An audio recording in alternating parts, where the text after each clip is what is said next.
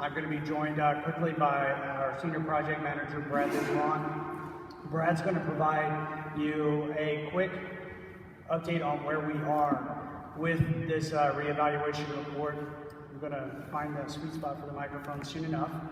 And so just to kind of give you an idea what we're here is today what we want to do is we want to provide you information where we are, what it's all about, what we're looking at, why we're doing the study or the reevaluation, and then have a time where we can meet with you in the back so you can have a chance to talk with our project delivery team, as well as provide comments that we will use going forward to get to what we consider a final plan.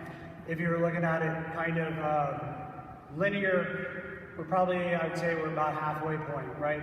We had started about a little more than a year ago. We started with alternatives. We're looking down, we're getting that alternative that we will now switch gears and focus our attention on that alternative. And Brad will present that to you. And again, after the presentation, we will meet with you in the back in an open house format to where you can ask questions, you can talk to the specialist in that field of the study, and then you can also provide comments.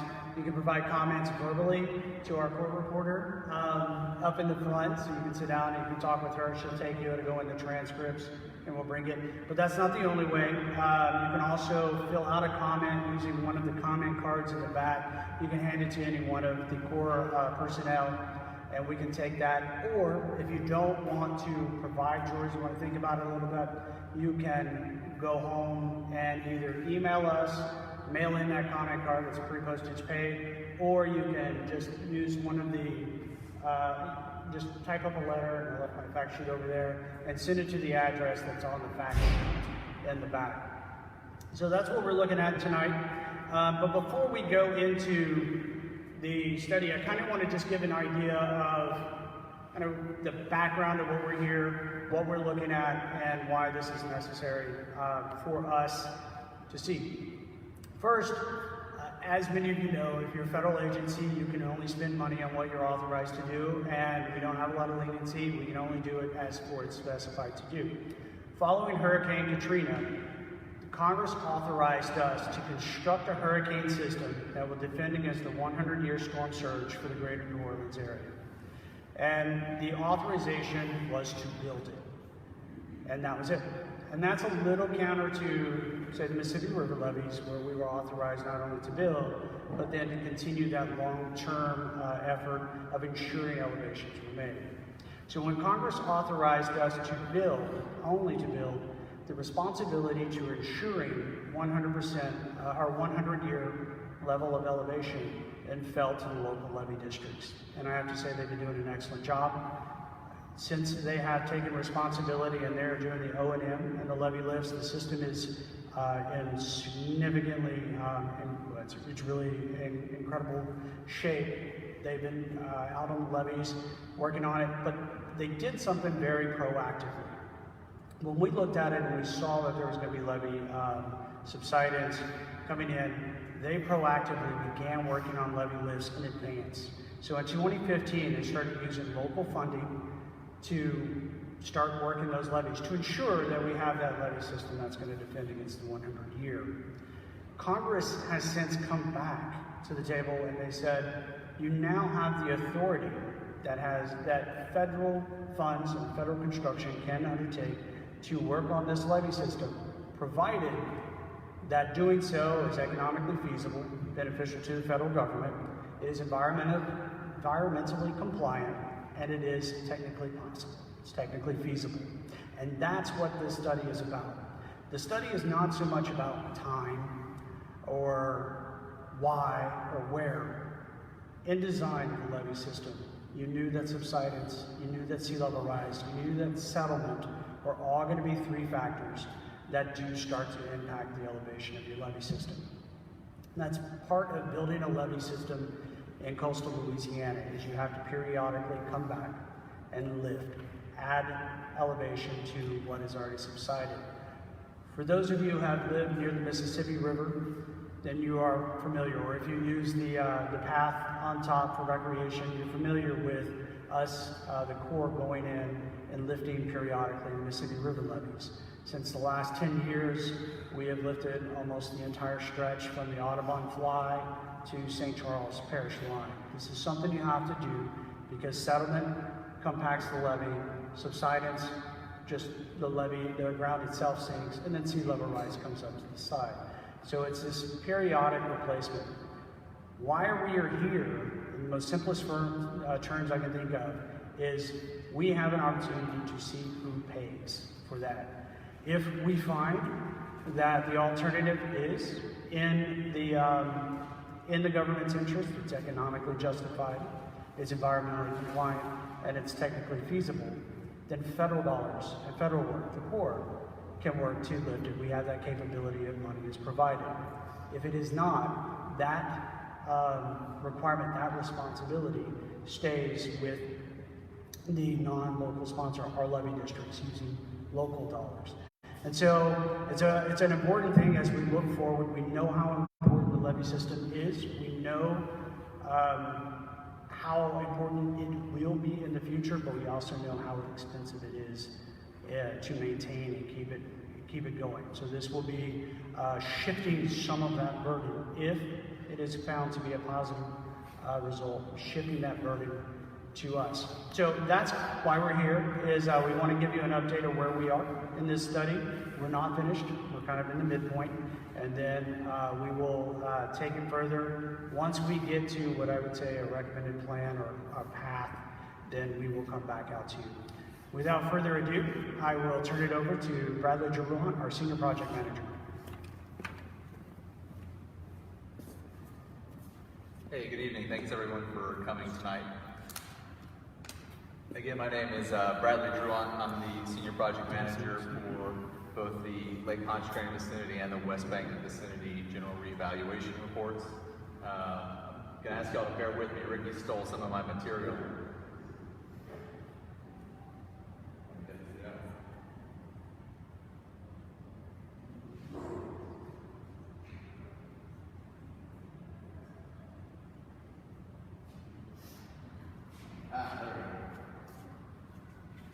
All right, so just a quick agenda of what I'm going to be covering tonight. Some frequently asked questions, the general overview of the core study process, project background, the alternatives that we looked at in the general reevaluation report, the tentatively selected plan, or TSP, and what the next steps for the study are, some information about the public comment period that's open right now and part of the reason we're here tonight. And then after the presentation, we'll be in the back at the information tables with some posters ready to answer your questions. If you have any comments after the meeting tonight, there's a couple ways you can go about doing that. You'll be able to submit it via email. We'll have that email up again at the end of the presentation, so don't feel like you have to rush and write it down right now. And we'll also have a court reporter available to take your comments this evening as well. So this is the part Ricky kind of touched on a little bit, but I just want to go over it one more time and say, does the system right now provide the 1% level of risk reduction? Absolutely. The system's in great shape, both on the East Bank and the West Bank, because of those proactive measures that both the West Authority, the West Flood Authority, and the East Flood Authority have taken. So no concerns in the immediate future. Really what we're looking at in this study is how do we sustain the system in the long term over a 50-year period of analysis is what we looked at. And then can the federal government contribute to the funding of that effort? Why weren't the levees or flood walls built higher to begin with? As Ricky said, the construction authority that we got from Congress back in 2006 only allowed us to build the levees to the height they needed to be at the time they were constructed. So normally when you build a levee, you build it to the design height that it needs to be at, plus some overbuild. And typically between lifts, you'd have about 5 to 10 years. So the levees we built to the height they needed to be at when we constructed them, plus some overbuild. Flood walls obviously are a lot harder to raise than a levee where you're just adding material. So flood walls we were allowed to build looking at a 50-year projection. What would they need to be in 50 years? So the flood walls constructed post-Katrina were built to the elevation they thought we needed to have them at for 2057. Why is the study just starting I guess 2018 now, I was about to say last year, when we always knew we were going to need them. Again, now it's just waiting for Congress to give us the authority to do this study, and then that happened in 2014, and they gave us an appropriation or funding to move forward in 2018. So, like Ricky said, we're a little bit over a year into the study right now. Why is it important? Again, it's an opportunity to see if the federal government can contribute to that effort. If Congress approves the authority and appropriates funds to build this project, we would bring 65% of the cost to the table, and the state of Louisiana would be responsible for the other remaining portion of that, the other 35%. And the reason levee lists are needed, and I'll talk about these a little bit more, is again, we know we're in an area of soft soils, so just the weight of the levees causes them to sink over time. Subsidence in the general area causes the ground elevations to lower in the wider area, and then sea level rise means that the design height that you build for today isn't the design height that you're going to need in the future. So if we didn't do these lifts, the system would not continue to provide the 1% level of risk reduction. But again, everything's great right now. This is looking at a 50-year horizon. And when would construction begin? So this report is due to be complete in late 2021, and then it would be subject to congressional appropriations, authorization and appropriations. All right, so tonight, again, we're here to give you information on what we've been doing in the first year or so of the study, discuss the alternatives that we evaluated, and present the tentatively selected plan. And we're also here to solicit your input and get any issues or concerns that you have in the back after the presentation, or you can give them to the court reporter or email them in, answer your questions, and get your input on how we went about evaluating the alternatives and on the tentatively selected plan that we'll show you in a minute here. So this is just kind of high-level view of the study core process and where we are. Last year, we had a public meeting as part of the scoping process and got the public's input, started gathering data. We took that information over the last year, and that's how we got to where we are today with this draft report that went out in December. That gives you some information on the alternatives that we looked at and the tentatively selected plan, and also a draft environmental impact statement that was incorporated into that report to give you an idea of what the impacts would be for those plans, for those alternatives. And then, obviously, tonight here we're for the opportunity for public review and comment. Going forward, we'll take your comments, assuming that we're generally on the right track. We'll then continue some feasibility level design, some additional design to kind of sharpen the pencil on the numbers and the information that we have, and that'll go in a final report moving forward, and then that report would be sent to Congress for appropriation and authorization. So we've been working with the non-federal sponsor, our Coastal Protection and Restoration Authority here as the state of Louisiana is the non-federal sponsor, in addition to the state and federal resource and permitting agencies to keep them apprised of what we're planning and to get their input into the study. The general area, the parishes around the metropolitan New Orleans area, in the top right there, excuse me. And then you can see the levee alignments on both the east and west bank as they exist today for the LPV and WBV projects outlined there on the map on the bottom right. For the West Bank in particular, it starts over on the west side by Ama and St. Charles Parish, and it goes to Oakville and Plaquemines Parish. It also includes a portion of the Mississippi River levee, and totals about 75 miles of levee and flow right now, which you can see outlined here. And this is just the general area that protects between the MRL levees, the Mississippi River levees, and the WBB levees. So again, we're here because the system's in great shape right now. It provides the 1% level of risk reduction, but there are natural processes at play that, absent future levee lifts conducted by someone, either the local flood authority or in partnership with the Corps of Engineers, if we end up with a positive finding in this report and get congressional authorization appropriations, it would not continue to do that. So we've always known this would be needed. This is again a chance for the federal government to participate in that cost share of that effort.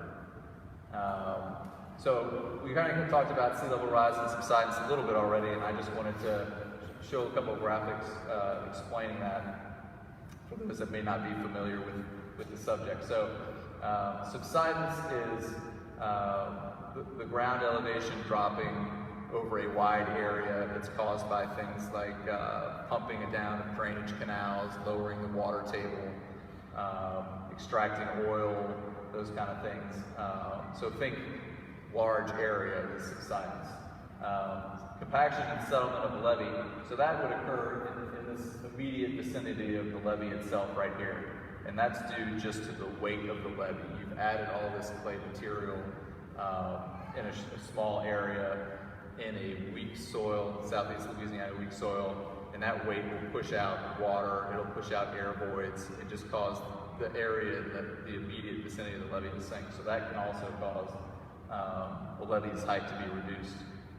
And then on the other side, you have sea level rise. So ice is melting, the oceans are rising, and so as the levee is dropping because of subsidence and settlement, you also have water levels without hurricane surge going up outside the system. And so those factors combined are what require the levee to be raised over time, both to offset and maintain the elevation it was originally built to, and then also higher than that to offset for sea level rise.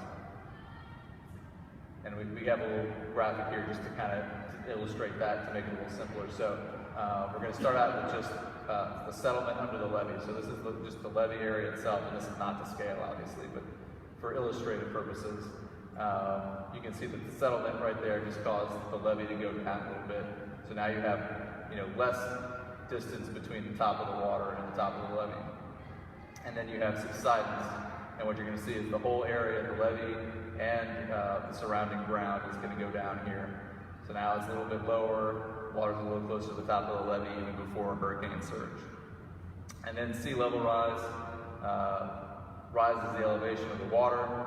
So again, just a little bit closer. So if you didn't do lifts to offset those effects, future levee lifts, then you would not be providing the same level of risk reduction, 1%, that we have right now. So that's what we're trying to do, is to offset the effects of those three factors to sustain that 1% level of risk reduction over the 50-year period of analysis that we're looking at.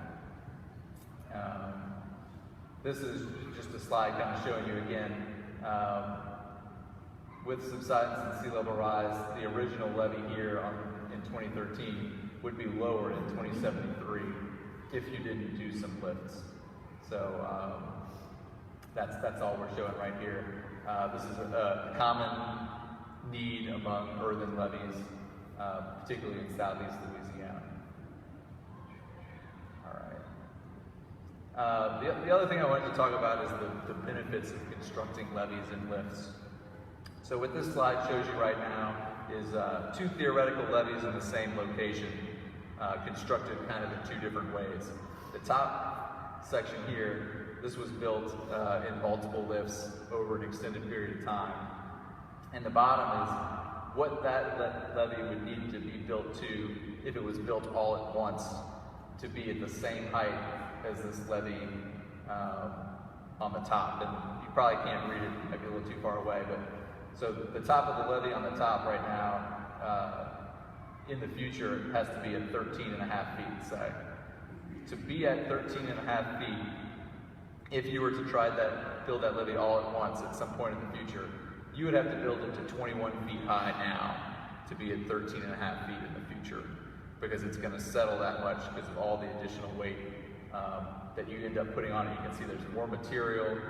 You have to build out wider berms on either side of the levee itself so that the levee doesn't have a stability failure where it just kind of sloughs into the surrounding marsh or land. So what multiple lifts allows you to do is it reduces the overall footprint of the levee, so you don't have to take more property on either side of the levee. It reduces your environmental impact, and it also reduces the amount of clay material that you need to haul, so it reduces traffic volumes on surrounding roads and that sort of thing. So in addition to sustaining the system, you get it either way, but it's more efficient to do it in lifts, and that's what you typically see in Southeast Louisiana. So I just wanted to explain that a little bit for some people that might say, well, why didn't you just build it all at once to last 50 years? So again, the purpose of the study is we're evaluating or reevaluating the performance of the system given the effects of consolidation, settlement, subsidence, sea level rise, and new datum over time, with the problems associated with those being an increased risk of overtopping of levees during hurricane and tropical storm events in the future, and increased risk to life safety and economic damages in the future without those lifts. And the objective is to reduce those economic damages and the risk of life loss. So kind of the process that we've gone through to this point already is we started out looking at existing infrastructure and reports and data that we had, and identified a bunch of measures, things you could do that would help you sustain the system over a period of time to continue to provide that 1% level of risk reduction. And we screened some of those measures out, just looking at professional judgment, existing data that people had done studies on already, some really high-level cost-benefit analysis, and determining whether those measures really helped us meet the objective of reducing loss of life when economic damages. And then we took those measures and we came up with 6 alternatives and screened a number of those alternatives after looking at them a little more closely down to a final array of 2. I'm about to show you what those alternatives were in just a moment. So when I say measures, I'm talking about things like raising levees, building a barrier in the Chef Pass or the Wrigley's Pass, building flood walls and breakwaters and wave berms, doing interior drainage improvements. Those are examples of structural measures.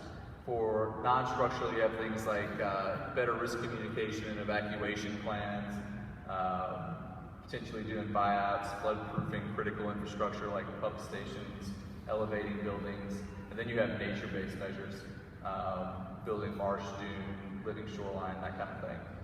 So those measures are all what go into alternatives. And we originally had 6 alternatives that we looked at in addition to the no action alternative. So the first thing we did was, I mentioned earlier, we built the flood walls and projected out what they were going to need to be at originally to 2057 elevation. So we said, well, what if all we do is we just keep the levees at the height they need to be to provide the 1% level of risk reduction through 2057. And you don't have to replace any flood walls because flood walls are really expensive. And that was the first alternative that we looked at.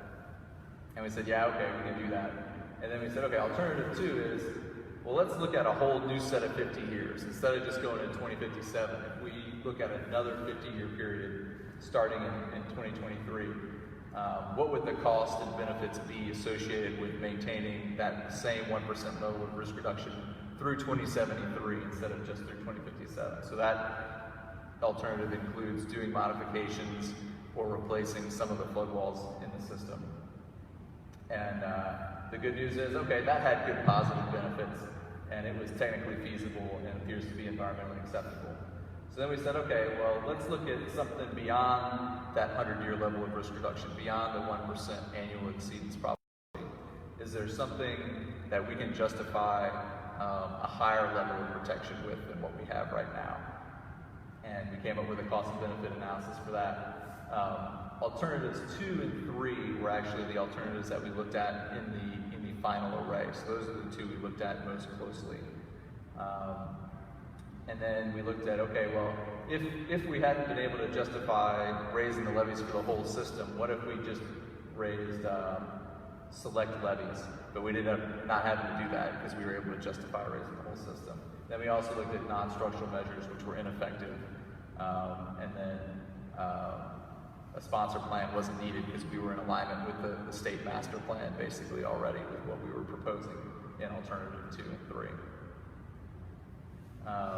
When we're evaluating those alternatives, we do hydraulic modeling, we do cost estimates, economic benefits associated with them, look at the environmental impacts, and you can read the rest on the slide. But we basically were trying to compare the alternatives so that we can come up with a good idea of which alternative has what we call is the National Economic Development Plan, which provides the most benefits to the nation, and what are the environmental impacts with those alternatives so that we can make a even comparison between them when trying to select one. So as I mentioned before, 2 and 3, which were either building the 1% system or sustaining it through 2073, or looking at something higher with the alternatives that made it to the final array we looked at. And between the two, alternative 2, which is sustain the 1% level of risk reduction through 2073, had the highest annual benefits. So that is the National Economic Development Plan. That is the plan by policy that we would select. And that plan is illustrated on the map right here. I'll just point out a few things. It involves raising most of the levees all along WBB. It's 82 miles of levee and about a mile of flood wall. That includes all of the perimeter levee you see here. It includes some levees on the interior along Algiers and along Harvey. It also involves Mississippi River levees that would need to be raised. Some of these were already raised as part of the WBB project post-Katrina, but because of relative sea level rise, the point at which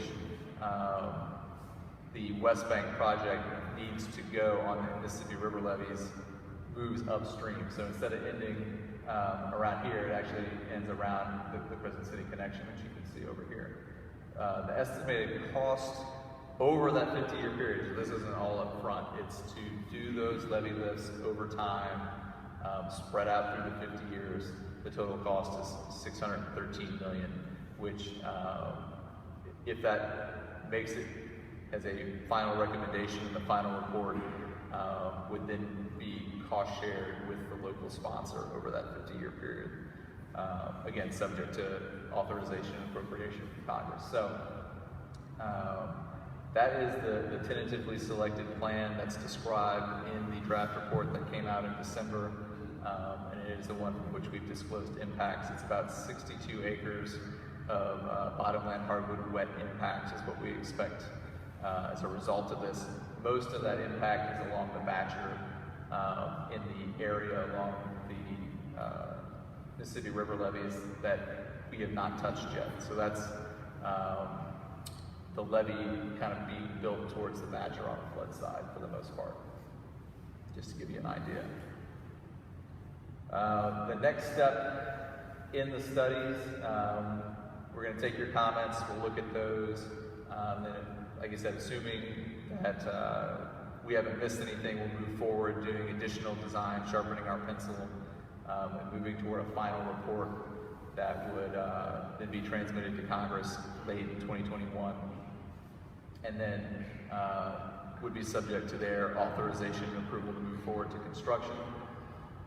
Then we would have the design phase after that, and the construction phase. So people want to know, when could this work start? I really can't tell you a date because it's Congress's prerogative as to whether or not they ultimately authorize and appropriate money for this project to move it into construction.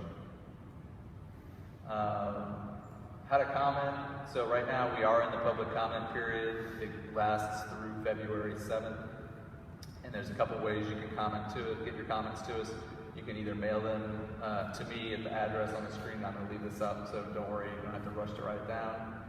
You can send us an email, or again, we have a court reporter available tonight over here that would be happy to take your comment down. Those are all formal ways of submitting your comment and making sure that they are taken into consideration as we move forward in the study. So I think that pretty much wraps up my presentation for this evening. Myself and a lot of other technical experts on our team are going to be available in the back of the room.